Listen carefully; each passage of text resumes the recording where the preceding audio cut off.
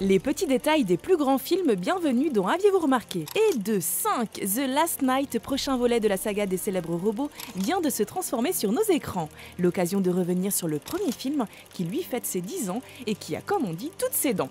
Ses voitures. Non, ses roues, bref, vous avez compris. Transformers, une franchise qui est donc là depuis un petit bout de temps déjà et qui est adaptée des jouets de la marque Hasbro et de la série sortie en même temps en 1984. Un show qui berça des générations d'enfants et auquel est fait, vous l'aurez deviné, quelques petites références. Le personnage de Bumblebee par exemple, qui se change en Chevrolet Camaro dans le film, se retrouve à un moment à côté du Volkswagen Beetle jaune qui était sa transformation dans la série originale. En plus, on peut voir accroché au rétroviseur un petit bourdon, soit un Bumblebee en anglais. Idem pour le robot principal du film, Optimus Prime, qui mélange les couleurs du personnage original avec les femmes de Rodimus Prime, son successeur dans la même série de 1984. Subtil.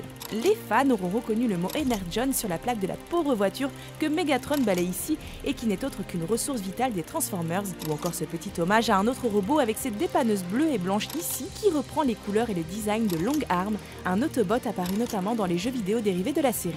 Comme on l'a précisé, le film est aussi l'adaptation d'une ligne de jouets de la marque Hasbro qui ne se gêne d'ailleurs pas pour faire de la pub à ses autres produits.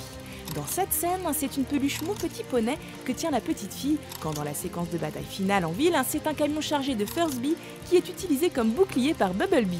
Plus subtilement, cette enseigne Takara Sushi ici renvoie à la compagnie du même nom qui s'occupe de vendre les Transformers au Japon. Dans le film, vous aurez sans doute remarqué que le personnage de Bumblebee communique en reprenant des extraits sonores connus via sa radio. Parmi tout ce qu'il dit, on aura donc reconnu une phrase du lieutenant Uhura de la série Star Trek, une réplique dite par Orson Welles lors de la célèbre diffusion radio de sa Guerre des mondes en 1938, ou encore une ligne que récite John Wayne dans le film Eldorado de 1967. Les spécialistes apprécieront. Au passage, on aura aussi noté que lorsque cette console se change en Transformer, elle émet justement le son d'allumage de la Xbox 360 au lieu du bruit de transformation habituel, ou encore que dans cette scène, les personnes visibles sur le pont ici sont en fait des fans venus assister au tournage. La série de films a été jusqu'à présent réalisée entièrement par le très sensationnel Michael Bay et c'était évident qu'il allait placer quelques références à lui-même dans ce premier opus.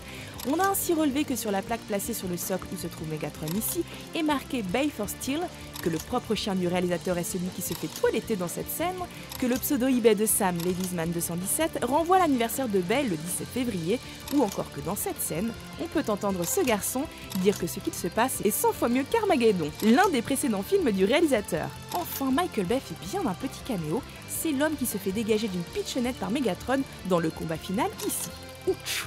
Enfin, on a compté et pu constater que la version CGI d'Optimus Prime est composée de pas moins de 10 108 pièces distinctes, celle de Megatron de 2411, quand le sympathique Bumblebee en compte plus de 7400. Mais ça, bien sûr, vous l'aviez remarqué, non ?